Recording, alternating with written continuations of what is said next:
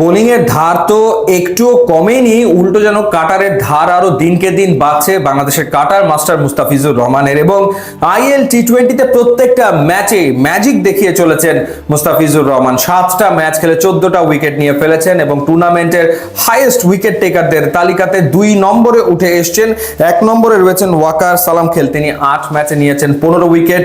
যেমন তার পারফরমেন্স মনে হচ্ছে নেক্সট ম্যাচেই তিনি আসলে টুর্নামেন্টের সেরা উইকেট শিকারী বনে যাবেন। ইন্টারেস্টিং ব্যাপার হচ্ছে এই 7টা ম্যাচের ভেতরে 2টো ম্যাচে 1 ওভারে 3টা করে উইকেট নিলেন মুস্তাফিজুর রহমান। প্রথমে নিয়েছিলেন এমআই এমিরেটসের বিপক্ষে, সেই ম্যাচে তিনি 34 রান খরচায় 3 উইকেট নিয়েছিলেন এবং এদিন গালফ জায়ান্টসের বিপক্ষেও 34 রান খরচায় তিনি নিয়েছেন 3 উইকেট এবং 3টা উইকেটে তিনি নিয়েছেন একই ওভারে, 14তম ওভারে। খুবই গুরুত্বপূর্ণ সময়, যেই সময় ওমার জাই এবং জেমস ভিন্সের ভেতরে একটা পার্টনারশিপ গড়ে উঠেছে, 66 রান করে ফেলেছে, তখনই তিনি এসে ব্রেক থ্রু এনে দেন।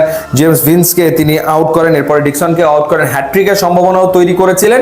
সেই ওভারে তিনি উইকেট নিয়ে ফেললেন 3টা। এরপরে লাস্ট ওভারে পরপর 3 জন রান আউট হলো মুস্তাফিজের বোলিংয়ে। তো সেই ক্ষেত্রে 6টা উইকেট পতনে সরাসরি ইনভলভ থাকলেন মুস্তাফিজুর রহমান। মূলত মুস্তাফিজের স্পেশালিটি হচ্ছে ডট বল আদায় করে নেওয়া। টি20 ক্রিকেটের সর্বাধিক ডট বল তিনি করেছেন, এই কারণে ফ্র্যাঞ্চাইজি ক্রিকেটে তার এত কদর। কিন্তু ইদানিং আমরা যেটা দেখছি সেটা হচ্ছে তার উইকেট টেকিং ক্যাপাবিলিটি, সক্ষমতা অনেক বেড়েছে। স্কিল তো ডেফিনেটলি আছে, নতুন যেটা মনে হয় যোগ হয়েছে সেটা হচ্ছে যে ব্যাটারের মাইন্ড গেম নিয়ে খেলা, অর্থাৎ ব্যাটারের মাইন্ড নিয়ে প্রতিনিয়ত এখন তিনি যেন খেলছেন এবং উইকেট আদায় করে নিচ্ছেন। আপনি যদি এই উইকেটগুলো দেখেন, 14টা উইকেট দেখেন, সব কিন্তু নামি দামি ব্যাটার, তারা আউট হচ্ছেন মুস্তাফিজের বলে।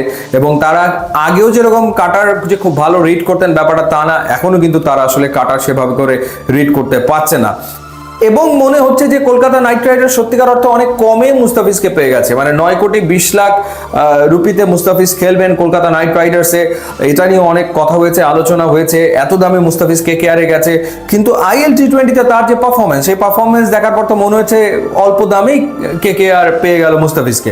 এবং আরো একটা আলোচনা চলছিল যে মুস্তাফিজকে একাদশে রাখা হবে কি হবে না। এই পারফরমেন্স করার পর যদি মুস্তাফিজকে কেকেআর তাদের প্লেইং 11-এ না রাখে, তাহলে কেমন করে আসলে হয়? আমার তো মনে হয় যে ক্যারিয়ারের সেরা ফর্মে এই মুহূর্তে ফিজ রয়েছেন, যেরকম ভাবে তিনি বল করছেন, এক কথায় অসাধারণ।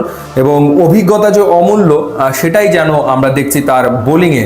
অর্থাৎ এই যে তার দীর্ঘ জার্নি, তিনি যে শিখেছেন প্রতি মুহূর্তে, সেই অভিজ্ঞতাটাই যেন মাঠে তিনি নিংড়ে দিচ্ছেন যখন তিনি বাংলাদেশের জার্সিতে খেলছেন, কিংবা যখন খেলছেন কোনো ফ্র্যাঞ্চাইজি টিমের হয়ে।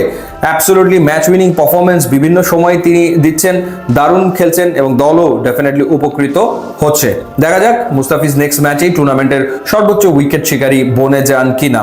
ইউটিউব এবং ইনস্টাগ্রাম লিঙ্ক আছে, আপনারা যোগ দিলে খুবই খুশি হব। And thanks for watching.